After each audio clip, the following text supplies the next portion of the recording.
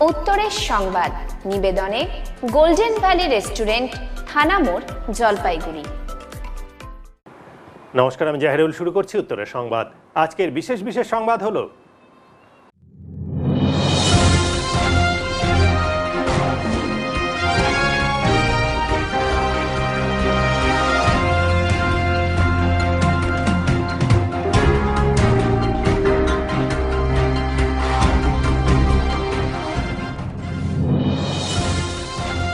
দিন কয়েক আগে এক শিশুকে হত্যার অভিযোগে গ্রেপ্তার মহিলার কেন্দ্রীয় সংশোধনাগারে অস্বাভাবিক মৃত্যুকে ঘিরে চাঞ্চল্য। ময়না তদন্তের পর মহিলার মৃতদেহ নিতে এগিয়ে এলো না কোনো আত্মীয়।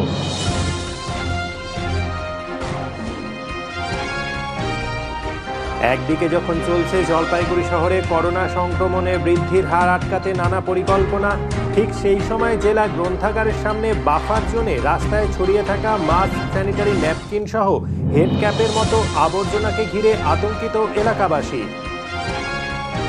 গোল্ডেন ভ্যালি রেস্টুরেন্ট, জলপাইগুড়ি নতুন ফ্যামিলি মাল্টি কুইজিন রেস্টুরেন্ট। নতুন খাবারের স্বাদ চাখতে পরিবার ও বন্ধুদের সাথে আজই চলে আসুন গোল্ডেন ভ্যালি রেস্টুরেন্ট, থানা রোড, জলপাইগুড়ি। ইন্দিরা কলোনিতে শিশু খুনের অপরাধে আসামির অস্বাভাবিক মৃত্যুকে ঘিরে চাঞ্চল্য জলপাইগুড়িতে। খবরে প্রকাশ, জলপাইগুড়ি কেন্দ্রীয় সংশোধনাগারে শুক্রবার রাত ৩টে নাগাদ নিজের শাড়ি দিয়ে গলায় ফাঁস লাগিয়ে আত্মহত্যা করেন জেলবন্দি ওই মহিলা আসামি। কিছুদিন আগে জলপাইগুড়ি ইন্দিরা কলোনিতে ছোট্ট শিশুর খুনের অভিযোগে তাকে আটক করে পুলিশ। সেই অনুসারে জলপাইগুড়ি কেন্দ্রীয় সংশোধনাগারে 14 দিনের জন্য আইসোলেশনে রাখা হয়েছিল তাকে। আইসোলেশনে থাকা অবস্থাতেই কী করে একজন বন্দির এভাবে অস্বাভাবিক মৃত্যু ঘটল তা নিয়ে প্রশ্ন দেখা দিয়েছে। খবর নিয়ে জানা যায়, ওই মহিলাকে দেখভালের জন্য একজন মহিলা পুলিশকর্মী নিযুক্ত ছিলেন। স্বাভাবিকভাবেই জেল কর্তৃপক্ষের দেখভালের বিষয় নিয়ে প্রশ্ন উঠছে।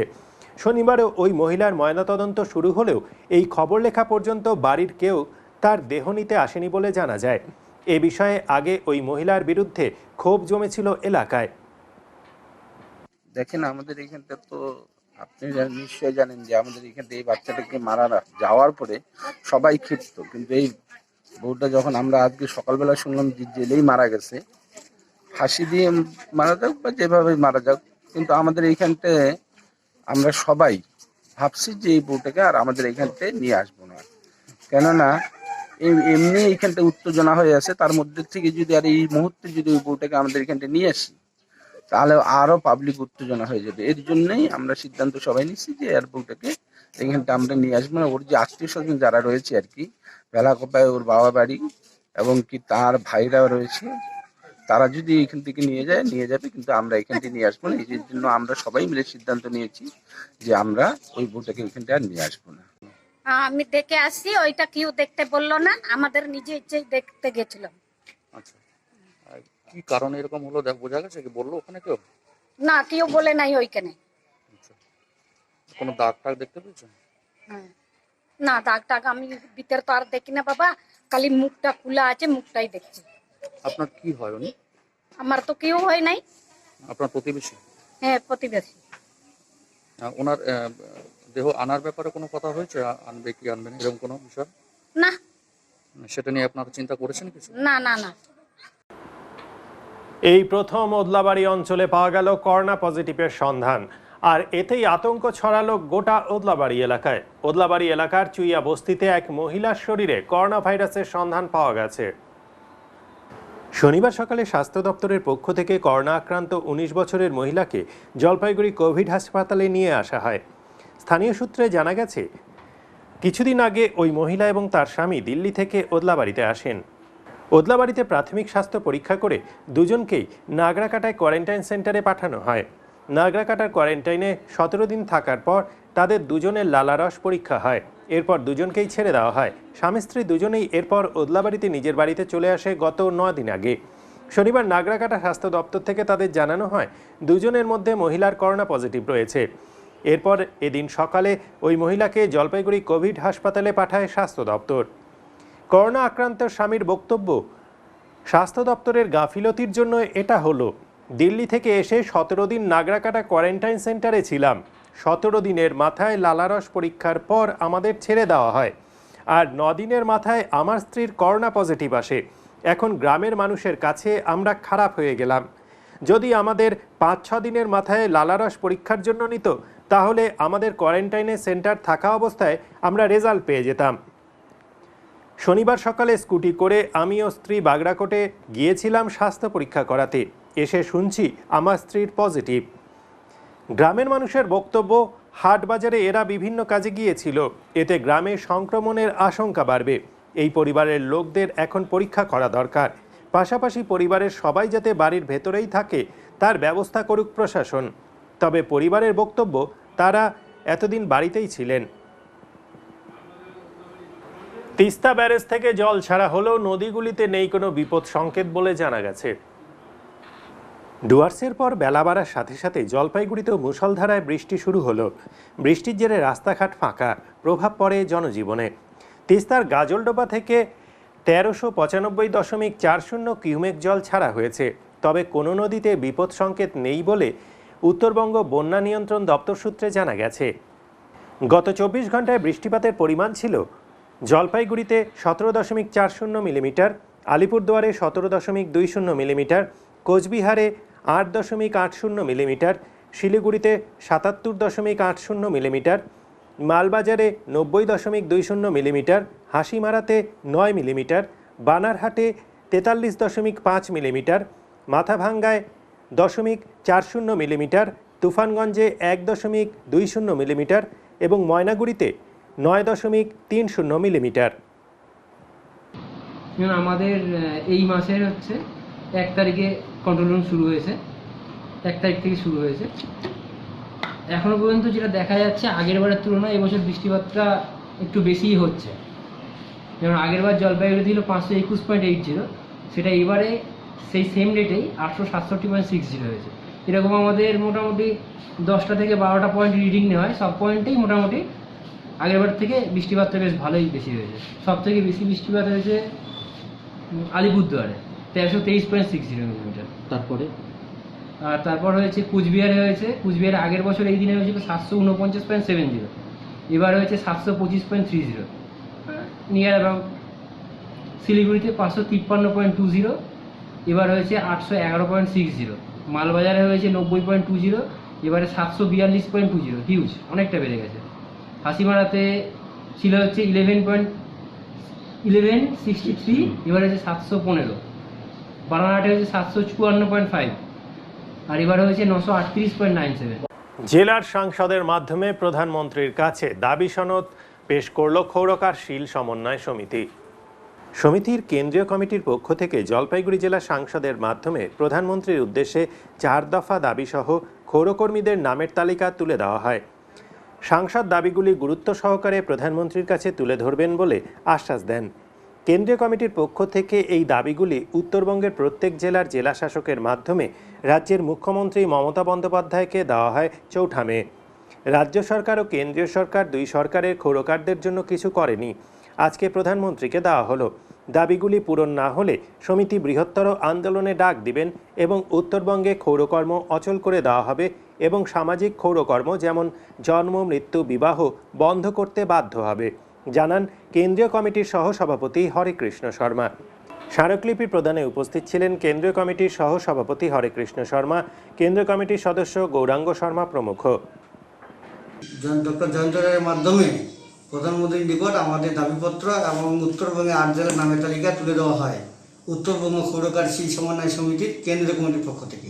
দাবি যে ক্ষৌরকারদের প্রতি মাসে 10,000 টাকা ভাতা হিসেবে অনুদান দিতে হবে, সমস্ত ক্ষৌরকারদের বিমা আওতায় আনতে হবে, খাদ্য সামগ্রীর ব্যবস্থা করতে হবে এবং একটু কেন্দ্রীয় সরকার, রাজ্য সরকার, দুই সরকারই ক্ষৌরকর্ম বন্ধ করছে, তার জন্য ক্ষৌরকারদের প্রতি নিরাপত্তার ব্যবস্থা করতে হবে।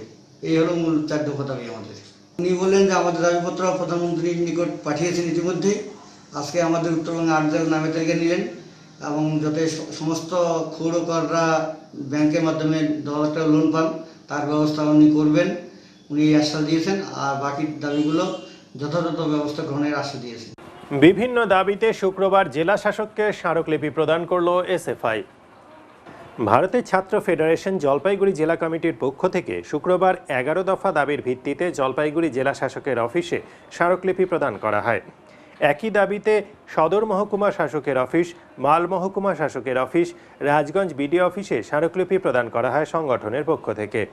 এদিনের স্মারকলিপি প্রদানে উপস্থিত ছিলেন সংগঠনের জেলা সম্পাদক প্রভাকর সরকার, সাগরনীল সেনগুপ্ত, কঙ্কন রায়চৌধুরী, শুভময় ঘোষ প্রমুখ। আজকে ভারতের ছাত্র ফেডারেশন জলপাইগুড়ি জেলা কমিটির পক্ষ থেকে 11 দফা দাবির ভিত্তিতে আজকে আমরা জেলা শাসক মহাশয়ের কাছে ডেপুটেশন দিব। আমাদের দাবিগুলি রয়েছে যে অনলাইন শিক্ষা চলছে, সরকারের চিন্তা ভাবনা রয়েছে অনলাইন শিক্ষার মাধ্যমে শিক্ষা সিলেবাস কমপ্লিট করে পরীক্ষা নেওয়া। আমরা এই দিকটি সম্পূর্ণভাবে বিরোধিতা করছি। আমরা বলছি যে পরবর্তী সময়ে ক্লাস চালু করে সোশ্যাল ডিস্টেন্সিংয়ের মাধ্যমে ক্লাস চালু করে ক্লাসের মাধ্যমে সিলেবাস কমপ্লিট করে পরীক্ষা নিতে হবে। এছাড়াও আমরা দেখছি যে বিভিন্ন বেসরকারি স্কুলগুলি তাদের ফিস বৃদ্ধি করছে। সরকার থেকে একটা আশ্বাস দেওয়া হয়েছে যে বেসরকারি স্কুলগুলি যেন ফিস বৃদ্ধি না করে, কিন্তু তা সত্ত্বেও ফিস বেড়ে চলছে। এর বিরুদ্ধে আমরা জেলা শাসক মহাশয়ের নিকটে আসলাম। এছাড়াও আরও 9 দফা দাবির ভিত্তিতেই আমরা আজকে ডেপুটেশন দিলাম। মহানন্দার বাঁধ ভাঙনের আশঙ্কায় ভানুনগর এলাকায় আতঙ্ক ছড়িয়েছে। নিম্নমানের কাজের অভিযোগ তোলেন স্থানীয়রা। মহানন্দা নদীর দুপারে বাঁধ তৈরি করেছিল সেচ দপ্তর। বছর না ঘুরতেই বাঁধে ফাটল ধরেছে বিভিন্ন জায়গায়, যা নিয়ে আতঙ্ক শুরু হয়েছে শিলিগুড়ি পুরসভার 43 নম্বর ওয়ার্ড ভানুনগর এলাকায়। নিম্নমানের কাজ হয়েছে বলে অভিযোগ তোলেন এলাকাবাসীরা। স্থানীয় বাসিন্দা সুমিত্রা ঘোষ বলেন, এই সমস্যা দীর্ঘদিনের। এ বিষয়ে বারবার সেচ দপ্তরের দ্বারস্থ হয়ে শেষে বাঁধ তৈরি হলো, তাও আবার বছর না ঘুরতেই ভেঙে যাচ্ছে। দিন কয়েকের বৃষ্টিতে নদীর জলও বেড়েছে। সামনে ভারী বর্ষা, কি যে হবে। প্রশাসনিক কোনো নজরদারি নেই বলেও অভিযোগ তোলেন বিশুধর। তিনি বলেন, নিম্নমানের কাজ নিয়ে শুরু থেকেই সরব হয়েছিল এলাকাবাসী। স্থানীয় কাউন্সিলর রাগিনী সিংহ এ বিষয়ে কোনো পদক্ষেপ নেননি। প্রাক্তন কাউন্সিলর রাগিনী সিংহের সাথে ফোনে যোগাযোগ করা হলে এ বিষয়ে তিনি কিছুই বলতে চাননি। এই যে এখন ভেঙে যাচ্ছে নদীর পার, কতটা আতঙ্কে আছেন? খুব আতঙ্কে আছি। দেখেন, আমার বাড়ি একটু ভিতরে রয়ে যে আমি আতঙ্কে থাকবো না, আর যারা সাইটে আছে তাদের জন্য চিন্তা করবো না। তা আমার যদি সাইটের জন্য যদি পড়ে যায় তাহলে তো আমিও একটা অসুবিধায় যাচ্ছি। তো সামনে তো ভরা বর্ষা, এই মুহূর্তে যদি ভেঙে পড়ে কি করবেন? কি করবো, ওইটাই জন্যই তো আপনাদের আশা। কাউকে জানিয়েছেন? কেউ সবাই, কোনো কমিটির লোকও আসে না, কাউন্সিলরও আসে না, আর ড্রেন দিয়ে জল আসতে পারে তখন আরও অসুবিধা যায়। তখন সবাই আমরা মিলে ওই ড্রেনের বালু কাটে কুটে দিই, কিন্তু বানটা দিচ্ছে যেমন এরকম ওরকম আটকে দিচ্ছে, এরকম এতটুকটা মানে আটকে দিত তাহলে অসুবিধা হতো না। আর এখন যে বান দিচ্ছে সে বানে তো মনে করেন বানের উপর দিয়ে জল উঠে পাড়ায় ঢুকে যাবে। কিন্তু নতুন যখন আমরা আসছিলাম তখন 1 বছর জল উঠছিল পাড়ায়, তারপরে থেকে আর জল টল ভেঙে গেলে তো এখন যে অবস্থা, মনে করেন যে আমি 2 বাড়ির পিছনে আছি, কিন্তু আমারও তো ভয় আছে। বৃহস্পতিবার রাতে মালবাজার মহকুমায় বিজেপি নেতা অখিল সরকারকে মিথ্যা মামলায় গ্রেপ্তার করেছে পুলিশ। অভিযোগ জেলা বিজেপি সভাপতির। বৃহস্পতিবার রাতে সোশ্যাল মিডিয়ায় একটি আপত্তিকর পোস্ট করার অভিযোগে বিজেপির জেলা কমিটির সদস্য অখিল সরকারকে গ্রেপ্তার করে শুক্রবার আদালতে পাঠায় পুলিশ। এই ঘটনা প্রসঙ্গে বিজেপির জলপাইগুড়ি জেলা সভাপতি বাপি গোস্বামী কি প্রতিক্রিয়া দিয়েছেন দেখুন। পশ্চিমবাংলার স্বৈরাচারী মমতা সরকার এবং তার স্বৈরাচারী পুলিশ মিথ্যা মামলায় ভারতীয় জনতা পার্টির জলপাইগুড়ি জেলা তথা সমস্ত বাংলার বিজেপি কর্মী কার্যকর্তাদের মিথ্যা মামলায় ফাঁসাচ্ছে। আমাদের জেলা কমিটির সম্মানীয় সদস্য, মালবাজার উদলাবাড়ির বাসিন্দা অখিল সরকার, তাকে মিথ্যা মামলায় পুলিশ কালকে গ্রেপ্তার করে আজকে কোর্টে চালান করেছেন। আমরা মহামান্য কোর্টের প্রতি আস্থা রাখি, আইনের প্রতি বিশ্বাস রাখি, ন্যায় বিচার আমরা পাবো। আর তৃণমূল বন্ধুদের আমি বলতে চাই, গ্রাম বাংলা একটা প্রবাদ আছে যে 1 মাঘে শীত যায় না, মাঘ ফিরে আসে।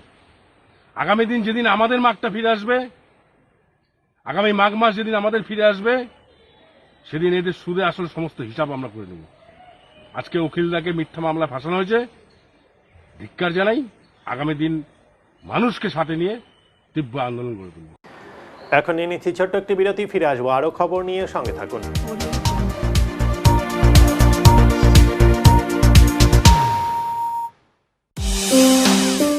সামগ্রীর বিপুল সম্ভার নিয়ে জলপাইগুড়িতে হাজির কেএস আয়রন হাউস। এখানে পাবেন steel, sheet, tin, pipe, grill item সহ লোহার সমস্ত ধরনের সামগ্রী। প্রতিষ্ঠিত মার্বেল ব্যবসায়ী দিব্যেন্দু চক্রবর্তীর কেএস আয়রন হাউসে প্রতিটি জিনিসই পাবেন রিজনেবল প্রাইসে। তাই এবার আর বাইরে ছুটতে হবে না আপনাদের। লোহা এবং লৌহজাত যাবতীয় সামগ্রী কিনতে হলে আজই চলে আসুন কেএস আয়রন হাউসে। আমাদের ঠিকানা কেএস আয়রন হাউস, 4 নম্বর ঘুমটি, জলপাইগুড়ি। Fixman.com গোটা ভারতবর্ষে 80টিরও বেশি শোরুম রয়েছে আমাদের। Fixman.com জলপাইগুড়ি শহরের একমাত্র এক্সক্লুসিভ শোরুম, যেখানে অত্যাধুনিক মেশিনের সাহায্যে সব রকমের মোবাইল ফোন রিপেয়ারিং করা হয়। মোবাইলের যাবতীয় অ্যাক্সেসরিজ, মোবাইল কভার ও টেম্পার গ্লাসও আপনি বেছে নিতে পারেন এই শোরুম থেকে। ইম্পোর্টেড কেমিক্যাল ও টুলসের সাহায্যে কাজ করা হয় Fixman.com এ। আপনার মুঠোফোনের যাবতীয় সমস্যার নির্ভরযোগ্য সলিউশন Fixman.com। আমাদের ঠিকানা Fixman.com, অপোজিট ওল্ড বিশ্বাস পেট্রোল পাম্প, শিল্প সমিতি পাড়া, জলপাইগুড়ি। বাফার জোনে পুরসভার ডাস্টবিন থেকে মাস্ক, ক্যাপ, ন্যাপকিন সহ অন্যান্য আবর্জনা রাস্তায় ছড়িয়ে পড়াকে কেন্দ্র করে আতঙ্কিত এলাকাবাসী সহ পথচারীরা। জলপাইগুড়ির জেলা গ্রন্থাগার লাগোয়া এলাকাটি এই মুহূর্তে একজন করোনা পজিটিভ চিহ্নিত হওয়ায় বাফার জোন। অথচ সেই বাফার জোনের বিপরীতে থাকা পুরসভার ডাস্টবিন নিয়মিত পরিষ্কার না করার ফলে পথকুকুরের দল সেই ডাস্টবিনে ফেলে যাওয়া ব্যবহৃত মাস্ক, স্যানিটারি ন্যাপকিন, করোনা সতর্কতার জন্য ব্যবহার করা হেড ক্যাপ সহ নানা ধরনের আবর্জনা মুখে করে এনে রাস্তার ধারে ছড়িয়ে ছিটিয়ে ফেলে রাখার ফলে তীব্র আতঙ্ক দেখা দিয়েছে বাফার জোনে বসবাসকারী শহরবাসীর মধ্যে। এ প্রসঙ্গে পথচারী বাপি রায় জানান, এভাবে রাস্তার পাশে মাস্ক সহ অন্যান্য আবর্জনা পড়ে থাকতে দেখে ভয় লাগছে। কি দেখছেন রাস্তায়? দেখছি রাস্তার মধ্যে মাস্ক পরে আছে। কি চাচ্ছেন আপনারা? আমরা চাচ্ছি যে পৌরসভা থেকে কোনো একটা উপযুক্ত নেওয়া হোক। অপরদিকে উত্তরের মনের কাছে এই ঘটনার কথা জানতে পেরে বর্তমান পুর প্রশাসক বোর্ডের অন্যতম সদস্য সন্দীপ মাহাতো জানিয়েছেন, দ্রুত বিষয়টির যাতে নিষ্পত্তি হয় তার জন্য পুর প্রশাসক বোর্ড অবিলম্বে ব্যবস্থা নিচ্ছে। মাঝিয়ালি গ্রামে এক বিজেপি কর্মীকে পুলিশ অফিসারের সামনেই সিভিক ভলেন্টিয়ারের করা নির্যাতনের বিচার চাইতে গ্রামে পৌঁছলেন রাজ্য সহ সভাপতি। বিজেপি যুব মোর্চার জেলা কমিটির পক্ষ থেকে শুক্রবার রাতে অভিযোগ করে জানানো হয়, রাজগঞ্জ থানার মাঝিয়ালি গ্রাম পঞ্চায়েত এলাকার বাসিন্দা তথা বিজেপি কর্মী সুশান্ত রায়কে গত 9 তারিখে এক পুলিশ অফিসারের সামনেই এক সিভিক ভলেন্টিয়ার ব্যাপক মারধর করে। এই ঘটনার বিচার সহ প্রতিবাদ জানাতে শুক্রবার গ্রামে পৌঁছে যায় বিজেপির রাজ্য সহ সভাপতি দীপেন প্রামাণিক, জেলা যুব মোর্চার সভাপতি শ্যামপ্রসাদ সহ অন্যান্য বিজেপি নেতৃত্ব। গ্রামে আয়োজিত একটি বৈঠকে রাজ্য সহসভাপতি দীপেন প্রামাণিক বলেন, এই ঘটনার প্রতিবাদ জানাতে আগামীতে থানার সামনে অবস্থান আন্দোলন করা হবে। তার প্রত্যক্ষ এবং পরোক্ষ মদতে এখানকার সিভিক ভলেন্টিয়াররা করেছে।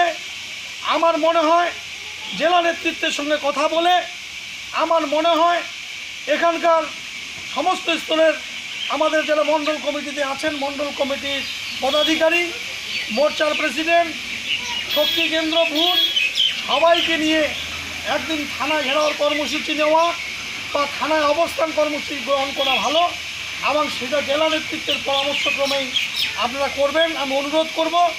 আর আমরা ভারতীয় জনতা পার্টির এই যাদের উপরে আক্রমণ হচ্ছে, আমরাও এই রিপোর্ট আমরা রাজ্যে আমরা পাঠাচ্ছি জেলার মাধ্যমে।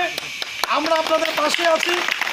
আমরা জানি যে তৃণমূল তাদের এই সন্ত্রাস আরও বৃদ্ধি করবে বিধানসভা নির্বাচন পর্যন্ত, কারণ তারা জানে যে পঞ্চায়েত নির্বাচন এবং পরবর্তী সময় লোকসভা নির্বাচনে যেভাবে তারা ভারতীয় জনতা পার্টির কাছে পর্যুদস্ত হয়েছে, পরাস্ত হয়েছে, জামানত জব্দ হয়েছে, বিধানসভা নির্বাচনে আমাদের তারা রুখতে যাচ্ছে, আমাদেরকে তারা আটকাতে যাচ্ছে।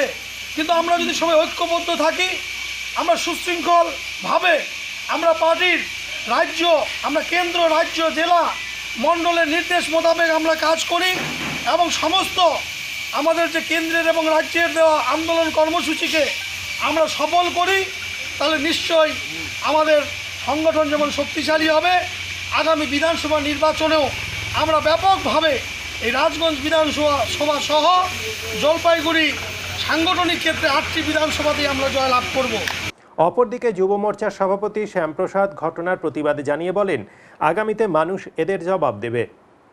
পুলিশ সবসময় বলবেই যে আমাদের ভুল হয়ে যায়, আমাদের ভুল হয়ে গেছে, সিভিককে বাঁচানোর জন্য অফিসার ক্ষমা চাইবে, অফিসারকে বাঁচানোর জন্য তার বড় অফিসার ক্ষমা চাইবে, কিন্তু বিজেপি কর্মীদেরকে কিন্তু এক একজন করে মারবে। প্রথম থেকেই আমরা বলে আসছি যে আমরা কিন্তু এখন সম্মুখ সমরের লড়াইয়ে দাঁড়িয়ে আছি। আমরা যে লড়াইটা শুরু করেছিলাম আজ থেকে বহুদিন আগে, আমাদের সিনিয়র দীপেন রায়ের নেতৃত্ব বা তার আগে যে লড়াইটা শুরু করেছিলেন, এখন কিন্তু আমরা সাফল্যের খুব কাছে। কারণ পশ্চিমবঙ্গের মানুষ এখন কিন্তু বিজেপির দিকে ঝুঁকে গেছে, বিজেপির দিকে চলে আসছে। ফেয়ার ভোট হলে পঞ্চায়েত নির্বাচনে তাদের কিছু থাকতো না, আপনারা দেখে নিয়েছেন সেটা। লোকসভা নির্বাচনে জলপাইগুড়ির মানুষেরা, পশ্চিমবঙ্গের মানুষ দেখিয়েছে যে লোকসভা নির্বাচন যে ঠিকঠাক হতো তাহলে তাদের সিট সংখ্যা অনেক কমে যেত। এত সন্ত্রাসের পরেও আমরা 18খানা সিটে গেছি। আগামী 21-এ এই দলটা কিন্তু থাকবে না, সেই জন্য তারা সব রকম সন্ত্রাস চলছে। এর আগে সন্ত্রাস তারা গুন্ডা দিয়ে গাড়ি নিয়ে করতো, এখন পুলিশকে দিয়ে সন্ত্রাস করছে। পুলিশ কিন্তু সন্ত্রাসী, তাদের ওই পুলিশের ড্রেস করছে ঠিকই, কিন্তু ভিতর থেকে তারা সম্পূর্ণ তৃণমূলের কাজ করছে। আমাদের নেতাদের কেস দিচ্ছে, তাদের বাড়িতে অত্যাচার করছে, তাদেরকে মারধর করছে, কিছু না করার সত্ত্বেও। তাই এটা ভাববেন না যে একটা ভুল করে একটা মাইর দিয়ে যে ক্ষমা চায় নিল শেষ হয়ে যাচ্ছে। এই ঘটনা কিন্তু বারবার করে ঘটবে, তার জন্য কিন্তু নিজেদেরকে সংঘবদ্ধ থাকতে হবে। ক্লাব কর্তৃপক্ষই হেরিটেজের আবেদন করেছিল, সাড়া মেলেনি এখনো। খরচ বেড়েছে পানশালার, তাই বাধ্য হয়েই ভাড়া দেবার সিদ্ধান্ত। সাংবাদিক সম্মেলন করে এমনটাই জানালেন জলপাইগুড়ি ক্লাব কোম্পানি লিমিটেডের কর্তৃপক্ষ। শতাব্দী প্রাচীন জলপাইগুড়ি ইউরোপিয়ান ক্লাবকে বাঁচাতেই ক্লাব ভাড়া দেওয়ার সিদ্ধান্ত নেওয়া হয়েছে। ক্লাবের কর্মকর্তারা শনিবার জানান, সম্প্রতি এই ক্লাবকে ঘিরে কুৎসা রটানোর চেষ্টা চলছে। ঐতিহ্যমণ্ডিত এই ক্লাব হেরিটেজ হিসেবে ঘোষণা করার জন্য ক্লাবের তরফেই হেরিটেজ কমিশনের কাছে আবেদন জানানো হয়েছিল।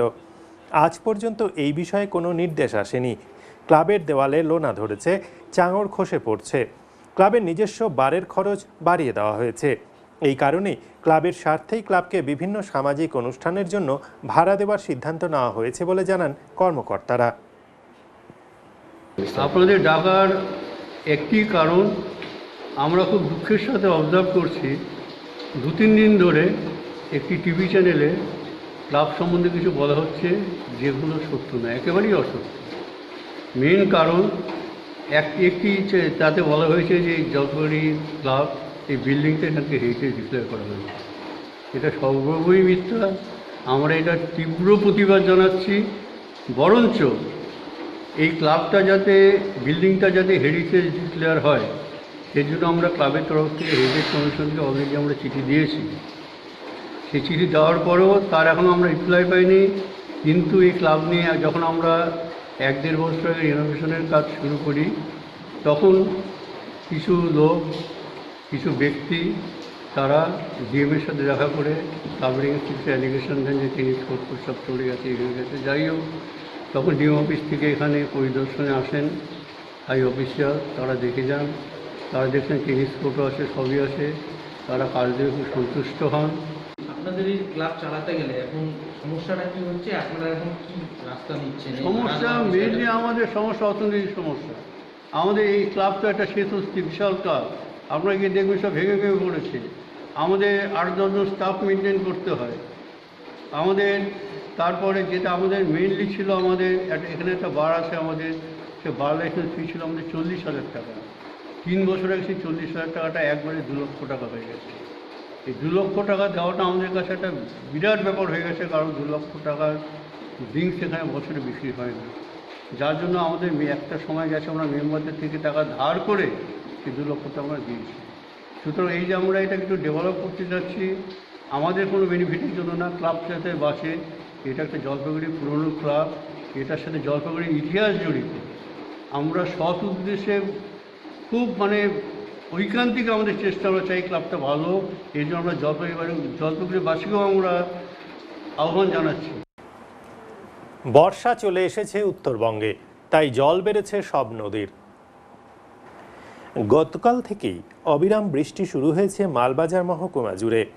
শনিবার সকালের দিকে বৃষ্টি না থাকলেও বেলা 10টা থেকে আবার শুরু হয়েছে অবিরাম বৃষ্টি। গতকাল এবং আজকের বৃষ্টির কারণে ডুয়ার্সের সমস্ত নদীর জল বাড়তে শুরু করেছে। চেল, ঘিস, তিস্তা সহ সব নদীর জল হু হু করে বাড়ছে। শুধু নদী নয়, বিভিন্ন নিচু এলাকা এবং কিছু রাস্তায় বৃষ্টির জল জমে যাওয়ায় দুর্ভোগে সাধারণ মানুষ। বিভিন্ন বাড়ির উঠোনে জল জমে গেছে। বর্ষার প্রথম দিনই যেভাবে বৃষ্টিতে বিভিন্ন জায়গায় জল জমে গেছে, তাতে আগামী দিনে মানুষের জল দুর্ভোগ আরও বাড়বে বলে দাবি অনেকের। এমনিতে লকডাউনে গৃহবন্দী মানুষ, তার উপর বৃষ্টির জলের জন্য সমস্যা দ্বিগুণ বেড়েছে সাধারণ মানুষের। জেলা যুব তৃণমূল কংগ্রেস সভাপতি সৈকত চ্যাটার্জিকে সম্বর্ধনা দেওয়া হলো। মুখ্যমন্ত্রী মমতা বন্দ্যোপাধ্যায়ের অনুপ্রেরণায় ও সর্বভারতীয় তৃণমূল যুব সভাপতি সাংসদ অভিষেক বন্দ্যোপাধ্যায়ের ভাবনায় বাংলার যুবশক্তি কর্মসূচির রাজ্য সমন্বয় কমিটির অন্যতম সদস্য হিসেবে মনোনীত হওয়ার জন্য জলপাইগুড়ি জেলা তৃণমূল যুব সভাপতি সৈকত চ্যাটার্জিকে সম্বর্ধনা জানালেন উত্তরবঙ্গের অন্যতম ছাত্রমুখ তথা জনপ্রিয় তরুণ ছাত্রনেতা সুপ্রিয় চন্দ্র। সাথে ছিলেন ছাত্রনেতারা। দুধের শিশুকে সঙ্গে নিয়েই বৃষ্টি উপেক্ষা করে চা পাতা তোলার কাজে অংশ নিতে দেখা গেল মহিলা চা শ্রমিককে। অবশেষে বর্ষা ঢুকেছে উত্তরবঙ্গে, আর বৃষ্টির মধ্যেও চলছে উত্তরবঙ্গের বিভিন্ন চা বাগানগুলিতে পাতা তোলার কাজ। বৃষ্টির মধ্যেও চা বাগানগুলিতে কিভাবে কাজ করছেন শ্রমিকরা, তার খোঁজ খবর নিতে আমাদের প্রতিনিধি নবেন্দু বারৈ পৌঁছে যান শনিবার জলপাইগুড়ি গয়েরকাটা চা বাগানে।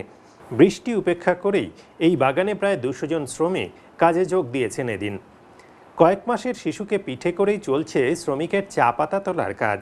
চা বাগানের তদারকির দায়িত্বে থাকা জনৈক জয়প্রকাশ কুজুর জানালেন, বর্ষার মধ্যেও এভাবেই শ্রমিকরা কাজ করেন বাগানে। তবে বর্তমানে লকডাউনের মধ্যে সকলকেই সামাজিক দূরত্ব বজায় রেখে কাজ করতে হচ্ছে বলে জানান তিনি। পাশাপাশি প্রত্যেকের মাস্ক পরাটাও বাধ্যতামূলক বলে জানান তিনি।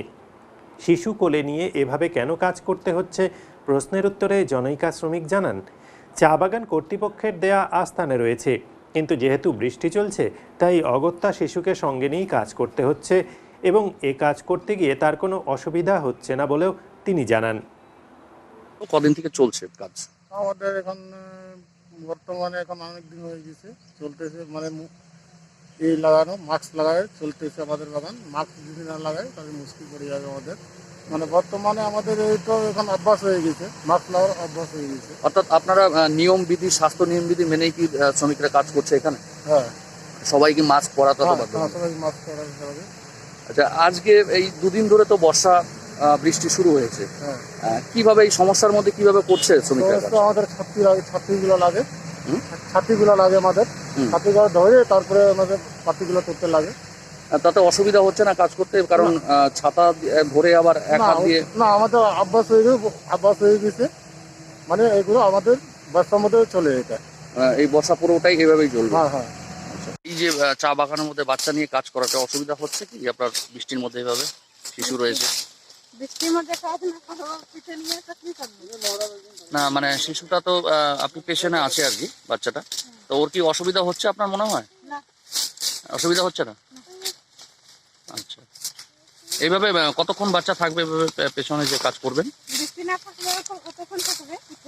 ও বৃষ্টির জন্যই রাখা হয়েছে। হোটেল ব্যবসা ছেড়ে মশলা বিক্রি শুরু করেছেন লজের মালিক। শুনে আশ্চর্য হচ্ছেন? হ্যাঁ, বাস্তবে এমনই দৃশ্য ধরা পড়ল উত্তরের মনের ক্যামেরায়। লকডাউনে হোটেল ব্যবসা চালু হলেও পর্যটক নেই লজগুলিতে, ফলে প্রচণ্ডভাবে ক্ষতির মুখে লজ ব্যবসায়ীরা। কোচবিহার বন বিভাগের অন্তর্গত জলদাপাড়া অভয়ারণ্য পর্যটকদের একটি আকর্ষণীয় কেন্দ্র বলা যায়। প্রায় সারা বছরই পর্যটকরা বেড়াতে আসেন জলদাপাড়ায়, কিন্তু করোনা আবহে পর্যটকদের আসা একেবারেই বন্ধ হয়ে গেছে এখানে। তাই স্বাভাবিকভাবেই পর্যটক শূন্য মাদারিহাট লজগুলিও। এতে ব্যবসার ক্ষেত্রেও প্রচণ্ড ক্ষতির সম্মুখীন ব্যবসায়ী ও কর্মীরা। এমতো পরিস্থিতিতে মাদারিহাটের এক লজ ব্যবসায়ী বিশ্বজিৎ চক্রবর্তী খাবারের মশলা বিক্রি শুরু করেছেন। কথা প্রসঙ্গে তিনি জানালেন, মূলত লজের ব্যবসার উপরেই তার সংসার। লজ খোলা থাকলেও এই পরিস্থিতিতে পর্যটক আসা বন্ধ হয়ে গেছে, তাই আর্থিকভাবে সংকটে পড়েছেন বলেও তিনি জানান। আর তাই বাধ্য হয়েই এক প্রকার রান্নার মশলা বিক্রি শুরু করছেন বলেও তিনি জানিয়েছেন। মাদারিহাট লজ ওনার্স অ্যাসোসিয়েশনের সভাপতি জওহরলাল সাহা জানান, লকডাউনের মধ্যে পর্যটক শূন্য রয়েছে মাদারিহাট। সারা বছরই পর্যটকদের আসা যাওয়া থাকে এখানে, কিন্তু করোনা পরিস্থিতিতে মানুষ আসতে দ্বিধাগ্রস্ত হয়েছেন। লজ ও হোটেল খোলা থাকলেও কেউ আসতে চাইছেন না বলে জানান জহরবাবু। তবে পর্যটকরা ক্রমাগত খোঁজ খবর নিচ্ছেন বলে জানান তিনি। এই পরিস্থিতিতে ব্যবসা যে প্রচণ্ড ক্ষতির মুখেও তাও স্বীকার করে নেন তিনি আরও বলেন, সাধারণত জঙ্গল সাফারিকে কেন্দ্র করে পর্যটকদের ঢল নামে মাদারিহাট এলাকায়। যেহেতু 15 জুন থেকে 15 সেপ্টেম্বর পর্যন্ত জঙ্গল বন্ধ রয়েছে, তাই ব্যবসার বর্তমান পরিস্থিতির কথা চিন্তা করে বন বিভাগের কাছে অ্যাসোসিয়েশনের পক্ষ থেকে আবেদন করা হয়েছে যাতে সেই সময়টা 3 মাস না করে অন্তত 2 মাস বন্ধ রাখা হয়। অর্থাৎ 15 আগস্ট যদি জঙ্গল সাফারি খুলে দেওয়া হয় তাহলে সেক্ষেত্রে পর্যটকরাও আসবেন এবং ব্যবসার ক্ষেত্রে কিছুটা লাভবান হবেন এখানকার ব্যবসায়ীরা। একটা তো কটেজ রয়েছে, পর্যটকরা কি আসছেন এই মুহূর্তে? না, এই মুহূর্তে তো আসছেন না। এখন আপনার লকডাউনের পরে এখন কোনো পর্যটকই আসতে চাচ্ছেন না এখানে করোনার জন্য। কিন্তু খোলা তো রয়েছে আপনাদের কটেজ? খুলেছি আমরা 8 তারিখ থেকে। আমরা চেষ্টা করছি নতুন নতুন স্পট বাড়ানোর জন্য, পর্যটকদেরকে আকর্ষণ করার জন্য, যাতে ডুয়ার্সে তারা আসে এবং ঘুরে যায়। এবং তার সাথে সাথে আমরা চেষ্টা করছি যে 3 মাস আপনার যে বন্ধ থাকতেছে, এই যে সাফারিটা মেন সাফারির উপরে ডিপেন্ড করে, এলিফ্যান্ট রাইডিংয়ের উপরে ডিপেন্ড করে আমাদের এখানে টুরিস্টরা আসে। সেই জন্য সেটা যদি কমসে কম 3 মাসের জায়গায় অ্যাটলিস্ট গভর্নমেন্ট 2 মাস করে তাহলে আমাদের সুবিধা হয়, আমাদের এখানে টুরিস্টরা আসবে এবং আমাদেরও একটু বিজনেসটা হবে। দেখা যাচ্ছে আপনি কটেজের মধ্যে দেখা যাচ্ছে বিজনেসটা অন্য ধরনের ব্যবসা। এখন দেখুন লকডাউন এখন আছে, সেই জন্য আমি একটা হোমমেড আপনার এই মশলার দোকান দিয়েছি এখানে আপাতত চলার জন্য, সংসারের পরিস্থিতি সামাল দেওয়ার জন্য। এটা আমার একটা প্রচেষ্টা আর কি, চেষ্টা করছি। তবে এটাও তো বলবেন, যেহেতু বর্তমানে এই ব্যবসাটা হচ্ছে না, মার খাচ্ছে করোনা বা এই পরিস্থিতির কারণে পর্যটকরা আসছেন না, তাহলে আপনাকে তো অন্য ব্যবসা তো করতে হচ্ছে পাশাপাশি। হ্যাঁ, তা অন্য ব্যবসা তো করতেই হবে, কারণ আমার তো একটা ফ্যামিলি আছে, আমাকে ফ্যামিলি চালাতে হবে। আমার এই ব্যবসার বিজনেসের উপরে টোটালি ফ্যামিলি চলে। আমাদের 4 জন ফ্যামিলি মেম্বার প্লাস আমার স্টাফ আছে। আমাদের সবচেয়ে বড় বিষয় যেটা লকডাউন করবার পর, মানে লকডাউন পরপর প্রথম ফেজ, দ্বিতীয় ফেজ, তৃতীয় ফেজ, চতুর্থ ফেজ, এই করে যে লকডাউন গেল, লকডাউনের পরে আনলক 1 শুরু হলো এবং লকডাউন উঠিয়ে দিয়ে আমাদের 8 তারিখ থেকে সারা পশ্চিমবঙ্গে জলদাপাড়া ডুয়ার্স থেকে শুরু করে, পাহাড় থেকে শুরু করে, লাটাগুড়ি, আলিপুরদুয়ার, বক্সা, জয়ন্তী সহ সারা পশ্চিমবঙ্গে দীঘা যা আছে সমস্ত জায়গায় কিন্তু আমাদের 8 তারিখ থেকে, জুন মাসের 8 তারিখ থেকে হোটেলগুলো খুলে দেওয়া হয়েছে। অনেকে 9 তারিখ খুলেছে, অনেকে 10 তারিখ খুলেছে। আর লাটাগুড়ি, চালসাতা যেটা তারা বলছে তারা হয়তো 20 তারিখ, মানে 5-7 দিন পরে খুলবে, এরকম একটা চলছে। কিন্তু তার থেকেও বড় কথা যেটা আমাদের সমস্যা, সেটা হচ্ছে এই কদিন বন্ধ থাকার পর হঠাৎ করে তো টুরিস্টরা চলে আসবে না এই লকডাউন পরিস্থিতিতে। তো তারপরে আমাদের আবার এইদিকে আমরা হোটেল, লজ, রিসোর্টগুলো খুলেছে, কিন্তু সেই সঙ্গে আবার 15 জুন থেকে আমাদের লাস্ট ডে হচ্ছে 15 জুন, সেটা সাফারি করে জলদাপাড়া এলিফ্যান্ট রাইডিং বা কাঠ সাফারি, যে সাফারিগুলো 15 জুন পর্যন্ত চালু থাকে, সেটা 16 তারিখ থেকে আমাদের আবার বন্ধ হয়ে যায়। 16 জুন থেকে 15 সেপ্টেম্বর পর্যন্ত বন্ধ থাকে বর্ষার জন্য, এবং ওই সময়টা জঙ্গলের প্রজননের সময় থাকে, তার জন্য 3 মাস, প্রত্যেক বছরে 3 মাস কিন্তু বন্ধ থাকে। হোটেল লজগুলো বন্ধ থাকে না, শুধু সাফারি, গভর্নমেন্টের জিপসি সাফারি বা রাইডিং এগুলো বন্ধ থাকে। তো আমরা এই বিষয়ে একটা সরকারের কাছে আমরা দৃষ্টি আকর্ষণ করেছি এবং আগামী দিনে আমরা এই নিয়ে আমাদের একটা দাবিও আছে, আমরা দাবিপত্র প্রকাশ করবো। ডিএফওর কাছেও আমরা যাবো, এরকম একটা আমাদের চিন্তা ভাবনা রয়েছে। ফরেস্ট মিনিস্টারের কাছে যাবো, পর্যটক মন্ত্রীর কাছে যাবো। গভর্নমেন্ট আমাদের খুলে দিতে বলেছেন বা আমরা খুলেছি। আমরা একটা সরকারি যে নীতি বা নিয়ম নীতি বা নির্দেশ যেটা আছে, সেটা আমরা সরকারি স্বাস্থ্যবিধি মেনে, নিয়ম একদম সম্পূর্ণ স্বাস্থ্যবিধি মেনে, হোটেল স্যানিটাইজার করে, মাস্ক পরে, যা আছে আমাদের থার্মাল স্ক্রিনিং এর মাধ্যমে, এই সমস্ত সবকিছু পরেও যেটা বিষয় এখনো যেহেতু মানুষের মনের মধ্যে একটা রয়ে গেছে যে আমাদের গেলে যদি আবার কোয়ারেন্টাইনে থাকতে হয়, এই কোয়ারেন্টাইনের প্রবলেমটা একটা বড় প্রবলেম। যখন পর্যন্ত এই কন্টেন্টগুলো তখন মানুষ একটু ইজি স্বাচ্ছন্দ্য বোধ করবে, তখন মানুষগুলো আসা যাওয়া শুরু হবে। প্রায় সারা বছরই মাদারিহাটের এই এলাকায় প্রচুর মানুষ কিন্তু বিভিন্ন লজ এবং হোটেলগুলোতে আসেন, কেননা পাশে রয়েছে বিখ্যাত যে অভয়ারণ্য, জলদাপাড়া অভয়ারণ্য, সেখানে প্রচুর মানুষ বেড়াতে আসে। কিন্তু বর্তমানে করোনা পরিস্থিতি এবং লকডাউনের কারণে সেভাবে কিন্তু মানুষ আসছেন না। তাই এই হোটেল ব্যবসা এবং যে লজের যে ব্যবসাগুলো রয়েছে, সেক্ষেত্রে কিন্তু তাদের সেভাবে লাভ হচ্ছে না। তাই তারা আশা প্রকাশ করেছেন যে আগামী 3 মাস যে জঙ্গল বন্ধ রয়েছে, সেই সময়কালটা যদি 3 মাসের জায়গায় 2 মাস করা যায়, তাহলে পর্যটকরা যেমন আসবেন, সেভাবে কিন্তু তাদের আর্থিক মুনাফাটা অনেক অনেক ভালো হবে। জলদাপাড়া থেকে নবেন্দু বারুই, উত্তরের মন। এখন নিয়ে নিচ্ছি ছোট্ট একটি বিরতি, ফিরে আসবো আরো খবর নিয়ে, সঙ্গে থাকুন।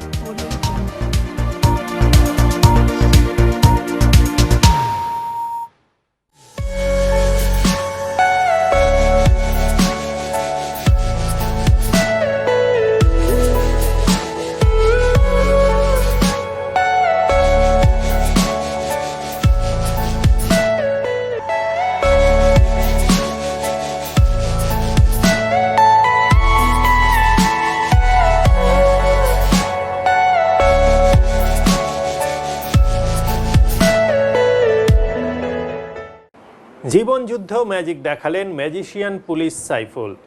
জলপাইগুড়ি পুলিশ আবাসনের এই পুলিশ কর্মীর করোনা পজিটিভ ধরা পড়েছিল। কয়েকদিনের মধ্যেই সুস্থ হয়ে থানায় ফিরলেন তিনি। পুলিশের চাকরি করলেও নেশা ম্যাজিক দেখিয়ে মানুষকে খুশি করা। সাইফুল বিভিন্ন সচেতনতামূলক কাজ করেছেন ম্যাজিকের মাধ্যমে। এই ম্যাজিশিয়ান পুলিশ কর্মী করোনায় আক্রান্ত হওয়ায় একটু ঘাবড়ে গেলেও ঠিকই ম্যাজিক দেখিয়ে চিকিৎসা নিয়ে তাড়াতাড়ি সুস্থ হয়ে ফিরলেন তিনি। শুধু তাই নয়, কোভিড হাসপাতালে পজিটিভ রোগীরা ভারাক্রান্ত ছিলেন। সামাজিক দূরত্ব বজায় রেখেই তাদেরও ম্যাজিক দেখিয়ে খুশি রাখার চেষ্টা করেছেন বলে জানালেন তিনি।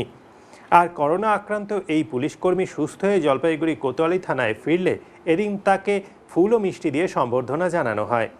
উপস্থিত ছিলেন ডিএসপি প্রদীপ সরকার, আইসি কোতোয়ালি বিশ্বাস সরকার সহ অন্যান্যরা। স্বাস্থ্য নির্দেশ মেনে ওই পুলিশকর্মী 14 দিন কোয়ারেন্টিনে থাকবেন বলে জানান পুলিশ আধিকারিকেরা। করোনা জয় করে আসায় কি বললেন ওই পুলিশকর্মী, পাশাপাশি ডিএসপি কি বললেন, সরাসরি শুনুন। বড়ই আনন্দের দিন। আমাদের সহকর্মী করোনার সাথে ফাইট করে ও নিজেকে নেগেটিভ রিপোর্ট নিয়ে ও আসছে আমাদের কাছে। আমরা ওকে সংবর্ধনা দিলাম। আইসি কোতোয়ালি তার থানাতে ওকে সংবর্ধনার ব্যবস্থা করেছে। এটা খুবই আনন্দের বিষয় আমাদের কাছে। পজিটিভ আমার যেদিন অ্যাকচুয়ালি ধরা পড়েছিল, মনের দিক দিয়ে আমি খুবই স্যাটিসফাই ছিলাম, কিন্তু পজিটিভ যখন ধরা পড়লে একটু খারাপ লাগছিল। সেটা স্বাভাবিক ব্যাপার। তো ওখানে গিয়ে দেখলাম পুরোপুরিটা আলাদা, পজিটিভ কোনো ব্যাপার না। এটা মনে জোর রাখতে হবে, এবং ডাক্তার সাহেব যেটা বললো যে মানে গরম জল লবণ দিয়ে একটু গড়গড়া করতে হবে, আর রাত্রিবেলা শোবার 10 মিনিট আগে একটু গরম জল খেতে হবে, আর ভিটামিন সি। কীভাবে কাটালেন এই কদিন? জাদু সাদু দেখিয়েছিলেন? খুব ভালো। কেমনভাবে কাটালেন এই কদিন? ভালোই কেটেছে মোটামুটি। ওদেরকে জাদু দেখিয়েছিলেন পেশেন্টদের বাকি বা? হ্যাঁ হ্যাঁ। কী করে কাটালেন এই কটা দিন? খুব আনন্দে কেটেছে, টেনশনও ছিল, আনন্দ ছিল, দুটোই। আর আপনি কীভাবে ওদেরকে সহযোগী মানে কীভাবে পাশে ছিলেন? আলাদা তো আপনাদের জাদু দেখিয়েছি একটু। ওরাও চাই মানে সবাই দেখলাম যে পজিটিভ যারা ওখানে আছে, ওখানে সমস্ত পজিটিভ পেশেন্ট সবাই একটা মানসিকতা ভুগছে। আমি মনে মনে একটু টার্গেট নিলাম যে একটু আনন্দ দেখাই সবাইকে। আমি নিজেই বললাম যে আসো বন্ধুরা, আমি কিছু একটু দেখাচ্ছি। ওরা খুব খুশি। কেউ আসলে সবাই তো আসতে চায় না, সোশ্যাল ডিস্টেন্স মেনটেন করে। ওখানে কেউ বেড থেকে দেখছে, কেউ আরও দূর থেকে দেখছে, তাকিয়ে দেখে। এখন আবহাওয়ার খবর।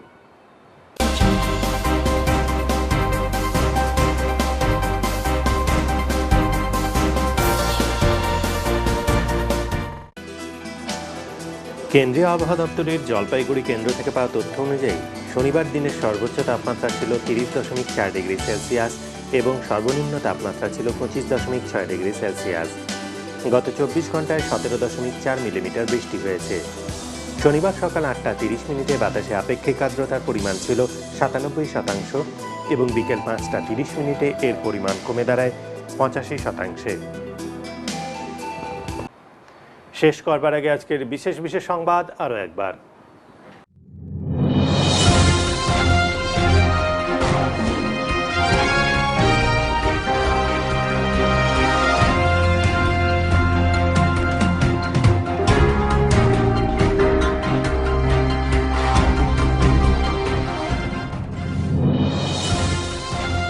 দিন কয়েক আগে এক শিশুকে হত্যার অভিযোগে গ্রেপ্তার মহিলার কেন্দ্রীয় সংশোধনাগারে অস্বাভাবিক মৃত্যুকে ঘিরে চাঞ্চল্য।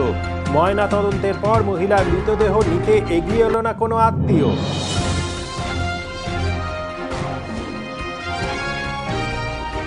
একদিকে যখন চলছে জলপাইগুড়ি শহরে করোনা সংক্রমণে বৃদ্ধির হার আটকাতে নানা পরিকল্পনা, ঠিক সেই সময় জেলা গ্রন্থাগারের সামনে বাফার জোনে রাস্তায় ছড়িয়ে থাকা মাস্ক, স্যানিটারি ন্যাপকিন সহ হেড ক্যাপের মতো আবর্জনাকে ঘিরে আতঙ্কিত এলাকাবাসী। উত্তরেমন পরিবেশিত উত্তরের সংবাদ এখনকার মতো পর্যন্তই। নমস্কার।